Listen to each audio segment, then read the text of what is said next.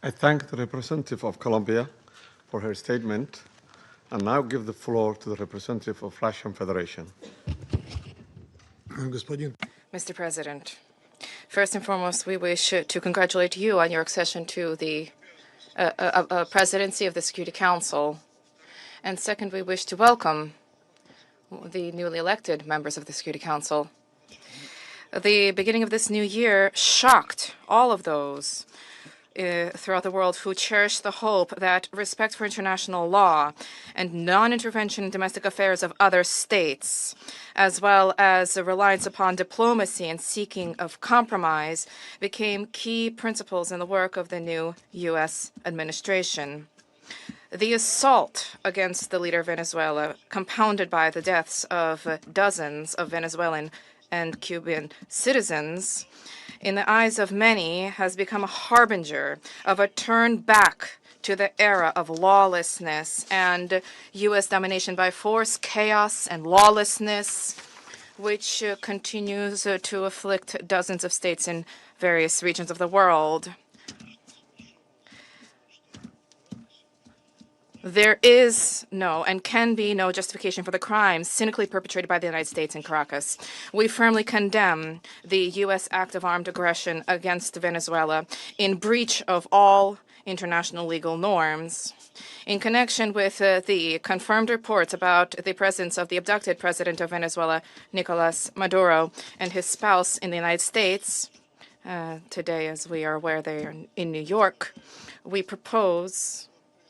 call upon, corrects the Speaker, the U.S. leadership to immediately release the legitimately elected president of an independent state and his spouse. Any problems existing or conflict between the United States and Venezuela need to be resolved through dialogue. And this is precisely what is enshrined in the UN Charter, the purposes and the principles of which a number of states in recent years have begun to apply selectively, depending upon the political landscape. Today, we are reaping the consequences of their recklessness and selectivity in matters related to respect for the norms of international law, which were linked to the so-called rules-based world order. Here is your rules-based world order in all of its glory, which is horrifying even the staunchest Atlanticists. Mr. President, we extend our firm solidarity with the people of Venezuela in the face of the external aggression.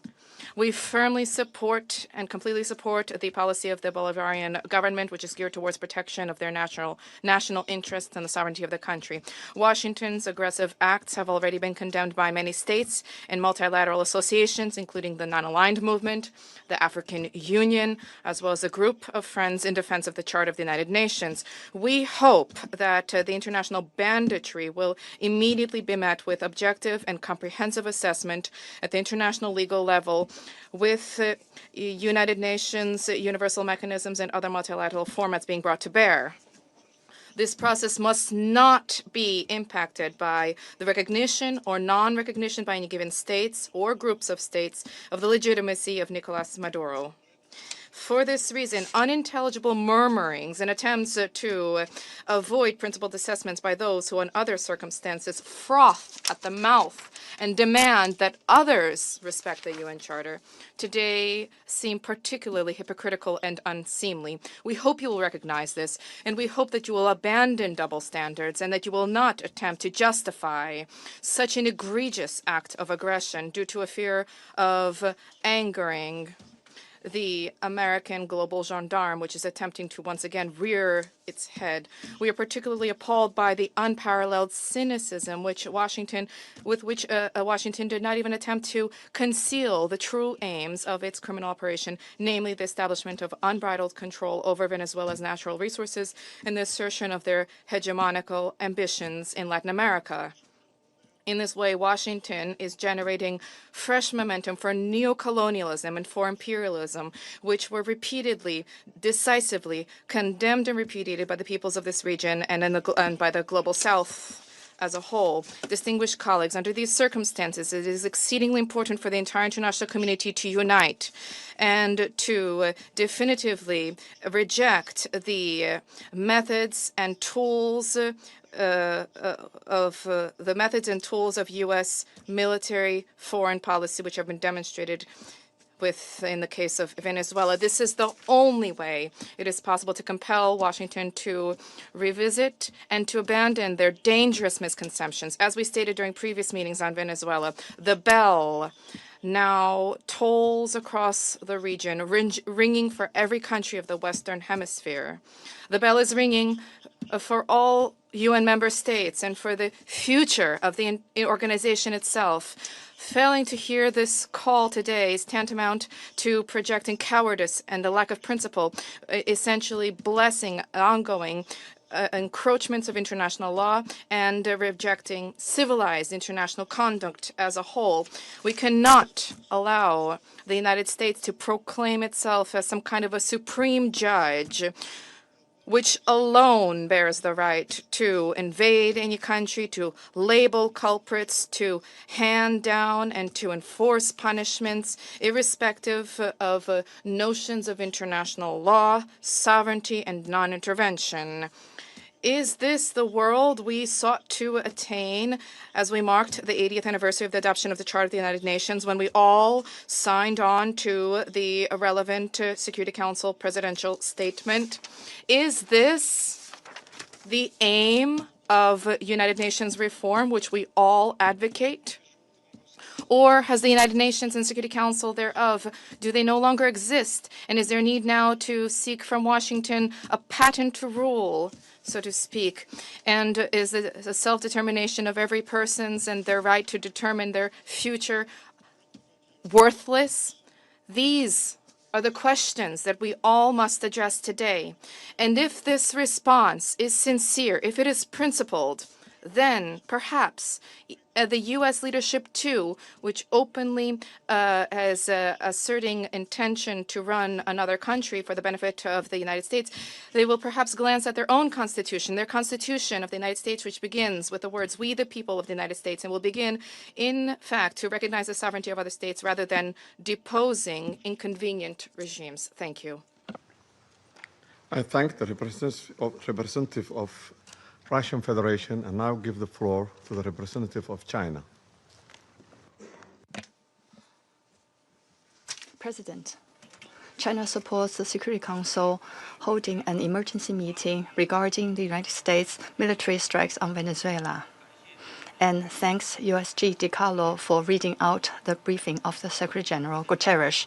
I have listened carefully to the statements of the briefers, and we welcome to this meeting the permanent representative of Venezuela and representatives of other countries. On January the 3rd, the United States blatantly launched large-scale military strikes against Venezuela, forcibly seized Venezuelan President Nicola Maduro and his wife, and took them out of the country. It claimed that it will run Venezuela and even didn't rule out launching a second round of military operations on an even larger scale.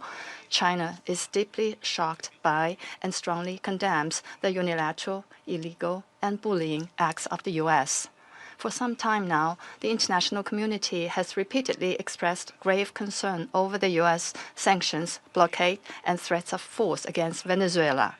The Council convened 2 emergency meetings, during which Secretary General Guterres, many Council members, and countries in the region and beyond unanimously called for abiding by the UN Charter and the international law, maintaining calm and restraint, resolving disputes peacefully, de-escalating tensions, and safeguarding regional stability. However, as a permanent member of the Council, the U.S. has disregarded the grave concerns of the international community, wantonly trampled upon Venezuela's sovereignty, security, and legitimate rights and interests, and seriously violated the principles of sovereign equality, non-interference in internal affairs, peaceful settlement of international disputes, and the prohibition of the use of force in international relations.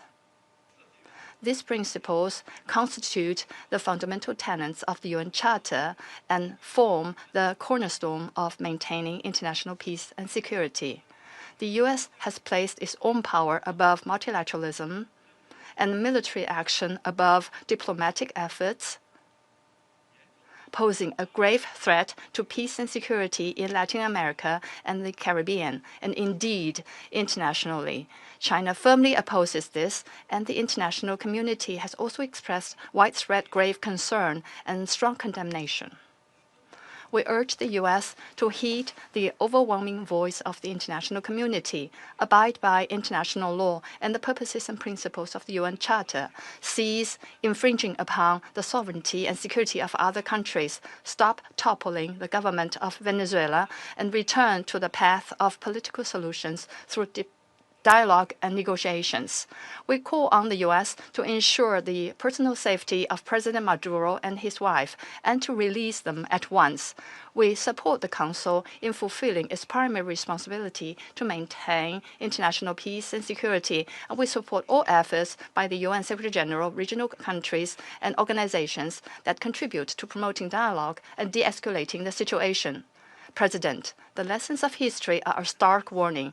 Military means are not the solution to problems, and the indiscriminate use of force will only lead to greater crisis.